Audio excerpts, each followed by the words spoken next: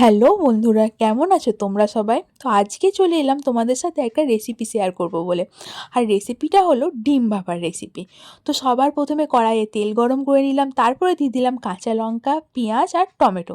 সেগুলো খুব ভালো রকমভাবে ভেজে নিলাম। ভেজে নেওয়া হয়ে গেলে একটা বাটির মধ্যে তুলে সেটাকে আলাদা করে সরিয়ে রাখলাম। আর সেই তেলেতেই সেদ্ধ করা ডিমগুলো ভালো করে লাল লাল করে ভেজে নিলাম। ডিমগুলো তো এখানে ভাজা হতেই থাকলো, পাশে আমাদের তৈরি করে নিতে হবে একটা পেস্ট। আর পেস্টের জন্য লাগবে পোস্ত আর কাঁচা লঙ্কা। তো সেটাকে পেস্ট করে নেওয়ার পর একটা স্টিলের বাটি নিতে হবে আমাদের, যেটার মধ্যে ভাপা করাটা খুব সহজ।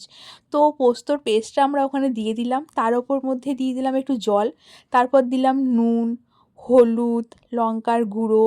এগুলোকে দিয়ে ভালো করে জিনিসটাকে আমরা মিক্স করে নেবো।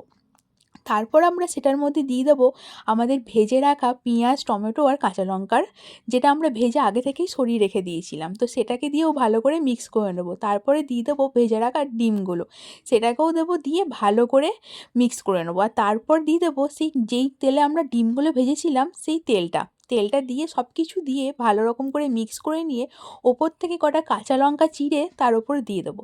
তারপর টিফিন বন্ধ করে কড়াইয়ের মধ্যে গরম জল করে টিফিনটাকে বসিয়ে তার উপর একটা ঢাকা দিয়ে দিলেই হয়ে গেল তৈরি আমাদের ডিম ভাপা।